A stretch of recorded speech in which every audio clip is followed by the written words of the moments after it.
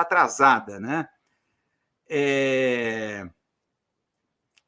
O Abel Overdrive, aqui, aventura golpista, outra contribuição aqui ao dicionário, aqui, aventura golpista, isso aqui está registrado, né? Aventura golpista. Vocês devem ter acompanhado isso. Eu fiquei perplexo pelo seguinte: o incêndio foi na madrugada do domingo para segunda, tá? E coincidiu no noticiário também aquele episódio lá de Foz do Iguaçu do assassinato, o bolsomínio que matou lá o tesoureiro do PT, o guarda municipal lá de Foz do Iguaçu, que foi o caso do dia. É interessante que eu sintonizei a rádio que troca notícias, né, a rádio CBN, que eu estava indo para Santos, tal. Foi naquela semana que depois fui assistir ao jogo lá do Santos e Corinthians na Vila Belmiro, que deu aquele rolo lá com fogos e sinalizadores. Ouvindo o rádio, a manhã inteira eles cobrindo ao vivo. Eu falei, mas não vai dar notícia, nada do caso de Foz do Iguaçu? Nada. Eles ficaram cobrindo. Só depois à tarde, a Rádio CBN começou a tratar do caso lá do assassinato lá em Foz do Iguaçu. Eles só falando, cobrindo ao vivo o que estava ocorrendo lá na 25 de março. Tá? E assim permaneceu durante quase 15 dias, praticamente, de repente, cobertura do rescaldo. E assim, um noticiário insistente. O espaço que foi ocupado. E o que é interessante é que o que pega fogo aqui em São Paulo, favelas, comunidades, pega-se fogo, adoidado. É um problema.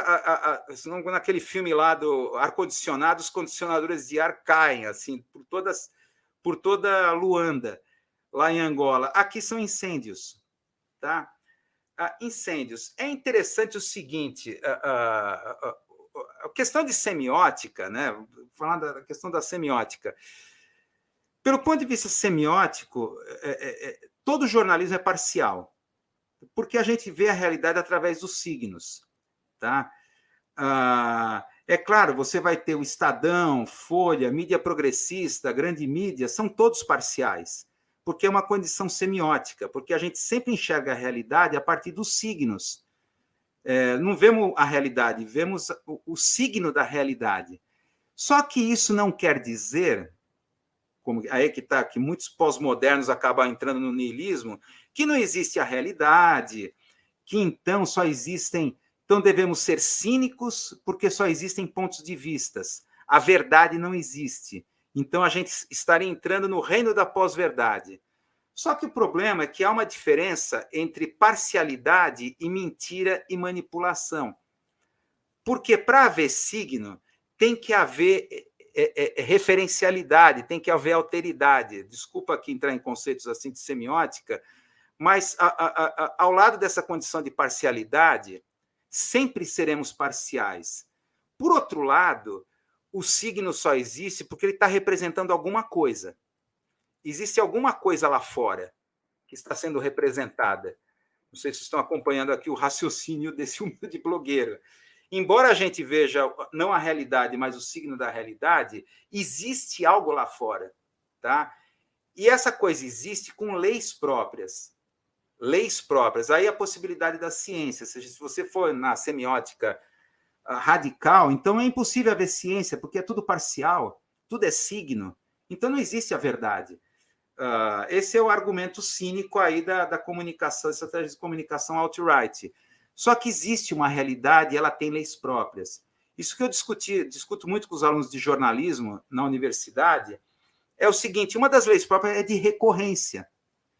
Se você tem uma repetição de um fato, é porque algo está ocorrendo, há um padrão, há uma lógica, é uma linguagem. Tá? Se está pegando fogo, se tem tanto incêndio recorrente em São Paulo, diferente de outras capitais brasileiras, existe algo. Há algo acontecendo na cidade. Que aí eu recomendo esse documentário, Limpam com Fogo. Está disponível no YouTube, tem no YouTube esse documentário, que aponta essa questão. Os incêndios ocorrem em área de especulação imobiliária. É um modus operandi na região metropolitana de São Paulo de simplesmente limpar o terreno com fogo. Se dane que vai matar gente, que as pessoas vão perder tudo, mas é a forma de limpeza. Essa questão aí da 25 de março, você pode ver como as notícias de violência no centro da cidade se repetem, ocupam espaço nos telejornais, faz parte desse processo de limpeza. Tá? Existe um projeto do Secov para revitalizar a região central de São Paulo, tá? Como fala aqui o presidente da Secov, que pertence a uma incorporadora chamada Plano Luna, Plano, né?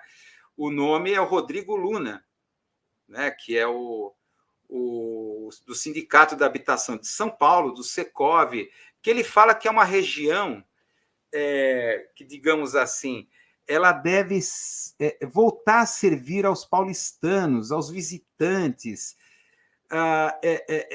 tem que recuperar os imóveis, tem que haver uma renovação completa, porque, afinal, é uma área de infraestrutura urbana qualificada e muito bem instalada. É um desperdício deixar abandonado. Quando a gente ouve esse tipo de discurso, tá, a gente sabe que é um início de elitização. Transformar o centro de São Paulo visitável. Ali está o mercado popular. Tá? É visitável, sim. Visitado pelas classes socioeconômicas mais baixas. Tá? O mercado popular da 25 de março. Então, olha, esse grande espaço que a mídia, essa atenção, só faltou cobrir ao vivo o rescaldo. Cobrir ao vivo o que vão fazer, mas o tempo inteiro havia chamada sobre o caso do incêndio da 25 de março. Eu nunca vi dar tanto espaço. Tá? Há algum interesse aí por trás, interesse aí dessa reforma, dessa especulação imobiliária, como aponta esse projeto aí do Secov, voltado ali à região do centro, para tornar ela visitável. Visitável para quem, cara pálida? Visitável para quem, cara pálida? Tá? Ela já é visitável, está lá o mercado popular. Então, vem aquelas constantes batidas, Polícia Federal, a muamba, pirataria. Isso é um processo que é para simplesmente, diante da opinião pública, justificar esse processo que vai ser de elitização, tirar o povão ali do centro da cidade. Tá?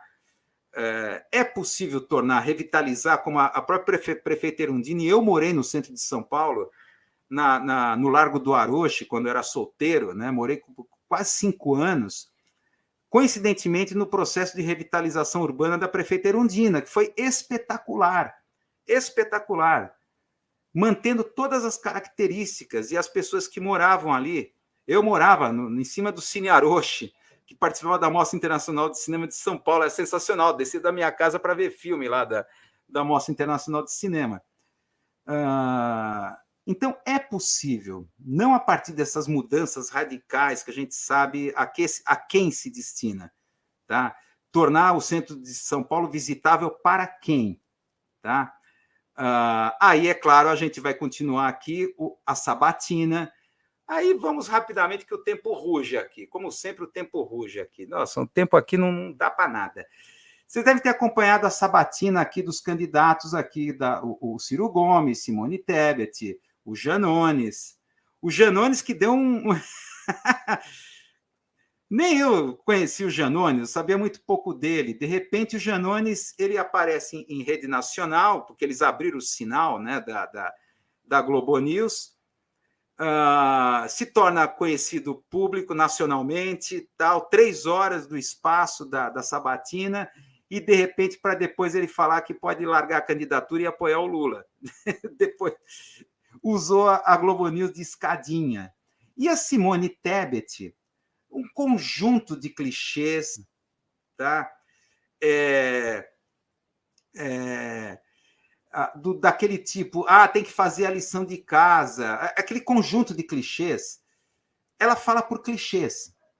Tá? A responsabilidade fiscal, a âncora fiscal, me deu uma preguiça, eu não vou mais assistir, me deu uma preguiça quando vem esse tipo de discurso, âncora fiscal, fazer a lição de casa, o governo tem que fazer a lição de casa. Então, aquelas coisas que a gente vai ver aí no pequeno dicionário dos clichês linguísticos tal. E o Ciro Gomes, ele tem uma eloquência assim fantástica. Na eloquência dele, a solução do Brasil está no projeto dele, está nas mãos dele. É um paraíso fantástico. O Brasil que ele imagina. É claro, é interessante, é claro, você tem prazer, a maneira como ele desmontou a Miriam Leitão. Ele tem uma verve, né? Os números aparecem na cabeça dele, os dados, e ele desarma com a maior facilidade. Tá? Porque também o nível intelectual ali da mesa da Sabatina é pífio. Né? Tirando a do Alib, né, que é acima da média, o resto é facilmente desmontável. E a questão da Petrobras, ele simplesmente desmontou, deixou a Miriam Leitão assim, que ela até mudou de assunto, né, porque não conseguia. Só que o problema no discurso do Ciro Gomes falta o que? A política. O que tem em Lula, a questão política, não existe. O Ciro Gomes é um projeto, vai ter uma elite técnica que vai cuidar de assunto. A questão é quem é que vai bancar? Eu vou taxar os mais ricos. Como politicamente vai viabilizar isso? Como você vai ter maioria no Congresso? Não existe a política no discurso do Ciro Gomes. Essa questão que até o Luiz Nassif, num texto que saiu hoje lá no jornal GGN, aponta esse mundo maravilhoso, essa ilha da fantasia, criada pelo Ciro Gomes. Tá, vou taxar os mais ricos. Tá, mas como você vai fazer isso? Cadê a viabilização política? Isso desaparece no discurso dele, que é bem eloquente, convence. Não, é isso mesmo, tal, mas e aí, politicamente, como se viabiliza isso? Tá? Que é a questão do Lula, né? Por isso que o Lula não coloca tão explicitamente o projeto, porque primeiro tem que haver viabilização política, tá? Seja para o bem ou para o mal, né? Mas a questão mais interessante foi o tautismo. O tautismo. Jornalista entrevistando jornalista. Então, os bastidores, todos alegres, parecia um piquenique. Todos alegres, felizes, não, estamos aqui, tal, a ideia, né, de propostas, a gente vai discutir propostas, tal, a ideia de que existe uma polarização e temos que discutir propostas. Os polarizados não põem propostas, então a gente vai ver propostas. O tautismo, essa mistura de tautologia com autismo midiático, jornalista entrevistando jornalista, isso no passado era uma anomalia. Como foi, por exemplo, o célebre caso na Band, não sei se alguém lembra do Elia Júnior, que era um repórter esportivo, no tempo do Luciano do Vale, que tinha um programa de esporte na Bandeirantes no domingo, que ia das 8 era enorme, das 11 da manhã até às 8 da noite, era esporte o domingo inteiro. Então, eles foram cobrir a Copa de 1990, na Itália, a Copa de 90, lá na Itália. E aí o Elia Júnior tinha que entrar entrar de hora em hora com o plantão lá da Copa. Só que o problema, tinha que entrar de hora em hora, com mais informações e notícias. Só que não tem notícia assim, tanto de hora em hora. Chegou um momento que o Elia Júnior, na concentração da seleção brasileira, fazer o quê? Vou entrevistar outro jornalista. Então, na falta de notícia, você vai entrevistar outro jornalista, um jornalista estrangeiro. Ele, no maior desespero, não tendo mais jornalista para entrevistar, o que ele foi fazer? Desafiou o Careca, que era o centroavante, e a cobrança de pênalti no Tafarel. Ele e o Careca cobrando pênalti no Tafarel. O que hoje virou infotenimento, isso. É o que mais você vê, por exemplo, no Globo Esporte. As gracinhas, jornalista, repórter fazendo gracinha com o que seria o objeto da notícia. Então, um não acontecimento ali. O Elia Júnior perdendo na cobrança de pênalti de forma humilhante para o Careca, cobrando pênaltis do Tafarel, já que nesse boletim de hora em hora não tem tanta notícia assim. Então, você tem que inventar. Como se inventa? entrevistando, sendo tautista, fechando-se si próprio, entrevistando outro jornalista, ou pegando o que seria o objeto da informação e criando historinha engraçada, tá? Que não tem nenhum valor, interesse jornalístico, como é aqui essa rasgação de seda. Uma rasgação de seda, um rasgando seda para o outro, autoelogios, um elogiando o outro. Foi assim patético durante o dia, né? A Globo News, até chegar o momento da sabatina, né? É assim, é uma coisa. Como também vamos avançar aqui essa carta em defesa da democracia. Isso aqui é uma coisa muito séria, que é o seguinte: a carta à democracia, vamos ver aqui essa coisa, que é o seguinte: tem um livro interessante, outro livro aqui, uma dica para vocês, Pierre Bourdieu. Não sei quantos de vocês já ouviram falar desse sociólogo francês, infelizmente já falecido. Esse livro aqui, Sobre a Televisão, tá? Que sobre a televisão, um livro que arrancou o cabelo dos jornalistas, aqui no Brasil principalmente, que começaram a falar que é um sociólogo, está falando de nós, jornalistas, o que é isso? Quem ele pensa que é? Ele é o Pierre Bourdieu, né? Sociólogo, emérito sociólogo francês, criador da teoria do campo na sociologia, tal. Ele analisa o campo jornalístico aqui. Ele dá um exemplo que foi as manifestações de massa, motins, em 1986 em Paris, e a greve dos estudantes no liceu lá em Paris. Estudantes secundaristas entraram em greve, tal. Isso devido à aprovação de uma lei lá do governo na França. Então começou a se expandir em motins também em outras 3 cidades nas cercanias de Paris. Na cabeça dos jornalistas, peraí, é um novo maio de 68. Eles tinham na cabeça ainda as imagens da Revolução Estudantil de maio de 68. Na verdade, o que eles encontraram eram, como explica aqui o Pierre Bourdieu, estudantes sem muita formação política. Tá? E, claro, eles foram atrás dos porta-vozes e começaram a levar a sério os porta-vozes. E os porta-vozes dos estudantes, ao verem que a mídia os levava a sério, começaram a se levar a sério. Tá? Na verdade, nada tinha a ver com maio de 68. Na verdade, grande parte dos estudantes eram despolitizados, mas o viés que a mídia deu, a ansiedade e a angústia, ele dá esse exemplo aqui desse livro, de como certas concepções pré-concebidas dos jornalistas acabam. É o caso dessa carta em defesa da democracia. O viés que a grande mídia está dando é de que é uma nova carta igual a de 1977. Lá havia ditadura militar, então foi uma carta em defesa da democracia, das instituições e tal, e hoje se repete.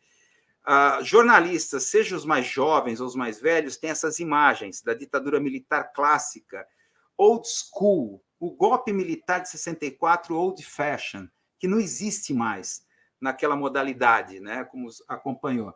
Então, isso faz parte daquilo que, repito, esse professor na Escola de Sociologia e Política de São Paulo, Aldo Fornazieri, ele chama de pedagogia do medo. Tá? O Bolsonaro ele vem jogando com isso, que é uma psyop militar, tá?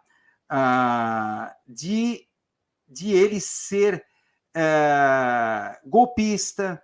Na verdade, ele está isolado, sempre se fala isso, ele está isolado, tal. O próprio Aldo Fornazieri, nesse artigo bem interessante, que vai estar lá no link, lá no YouTube, ele não tem a menor condição de dar golpe. Tá? O máximo que pode acontecer é criar situações caóticas, tá? Que hoje já está criando. Essa pedagogia do medo, o que faz? A esquerda se retrair e não ir para as ruas. Tá? A maneira como a grande mídia fala da violência política, como repercutiu o assassinato lá em Foz do Iguaçu, olha, os movimentos. Então, o golpe pode vir de qualquer lugar. Como será que o Bolsonaro vai dar o golpe? As Forças Armadas estão juntas? Será que ele vai tentar um golpe junto com os CACs, aqueles clubes de colecionadores de armas, tal, com os policiais militares de baixa patente? Da onde virá o golpe? Então fica esse medo difuso que a esquerda... Então, a esquerda começa a ficar protocolar, tá? Institucional. Então, ela se volta para as instituições que aparentemente estão funcionando. Essa que é a questão. Eu repito, olha, vamos voltar aqui. Se há existe uma diferença, existe uma semelhança e diferença lá entre 77 e essa carta aos brasileiros. A diferença lá foi que ocorreu no Largo do São Francisco, no território livre da Faculdade de Direito do Largo de São Francisco da USP, aqui em São Paulo. Ele leu, em plena ditadura militar, em tom desafiador. Já essa carta aos brasileiros é em espírito de temor, de que um golpe pode ocorrer, mas o problema é o golpe já aconteceu. E as instituições civis estão tuteladas, a tal ponto que você chega, vamos avançar aqui, de repente você vê numa mídia progressista isso daqui, pito de general gringo, a que ponto Bolsonaro humilha o Brasil. O secretário de Defesa dos Estados Unidos veio naquele encontro lá de ministros da defesa aqui da América Latina, tal, no encontro em Brasília. Então a grande mídia fala que ele deu um pito, ele veio aqui dar uma bronca. E protocolarmente, essas falas protocolares desses gringos, que eles falam que os governos civis devem ter rígido controle sobre os militares, tá? E profundo respeito pelos direitos humanos, Estado de Direito e devoção à democracia. Isso dá preguiça, dá sono, esse discurso. Reparem com vocês a profunda ironia nisso daqui. Espera aí, ele veio passar o pito no cara que só chegou ao poder depois dessas estratégias de guerra híbrida. Os militares chegaram ao poder impulsionados pela geopolítica do Departamento de Estado norte-americano. É uma concepção assim que, olha, vai haver, mas já houve o golpe. Foi em 2018 algo iniciado pelas manifestações jornadas de junho de 2013 e se consolidou ali. E desde que o Dias Toffoli, tá, o inefável, na época ministro do STF, o Dias Toffoli, passou a ser assessorado pelo general Ajax Porto Pinheiro, ou seja, os militares tutelando o STF, desde então não há mais normalidade. A gente sabe que as instituições estão aparelhadas, PGR, Polícia Federal, são essas instituições a que recorrem à esquerda, achando que as instituições estão funcionando. Então, isso faz o quê? Outras coisas que a gente vai ver, desde que o iluminista ministro Luiz Roberto Barroso, na época presidente do TSE, gentilmente convidou a presença militar na Comissão de Transparência das Eleições. Desde quando, constitucionalmente, militares têm a ver com eleição, que é um processo civil? Quer dizer, há um processo de negação. A guerra híbrida deixou aqui no Brasil um processo psíquico de negação e síndrome de Estocolmo na esquerda. Tá? Mas espera aí, militares não têm esse papel constitucional, as instituições não estão funcionando, tem algo errado. E sem falar das dúvidas justificadas, que já foi discutido em nas duas lives passadas, as dúvidas justificadas das urnas eletrônicas positivo operante, né, como o pessoal fala, e a presença da empresa Oracle e a Cryptos, ligados até a raiz do cabelo às Forças Armadas, e sem falar essas PECs. Até agora já foram aprovadas 11 PECs tratorando o Congresso. Mas espera aí, onde está o STF, suposto guardião da Constituição? Propostas de emendas à Constituição ocorrem assim, no atacado. Então está se alterando. E agora a próxima, aí de não prenderem o Bolsonaro, ele virar senador vitalício. Assim como fizeram com o ditador lá no Chile, lá, o Pinochet, né? Se tornou senador vitalício para não ser preso. Então, outra PEC que está tentando ser emplacada. Então, não está funcionando. Então, na verdade, essa pedagogia do medo tem a ver com a estratégia de guerra híbrida dos militares, são operações psicológicas, para criar essa simulação de que vai haver um golpe, criar esse medo difuso, a situação em que a esquerda... Olha, então, não vamos, no 7 de setembro, vão entregar as ruas de mão beijada para a extrema-direita.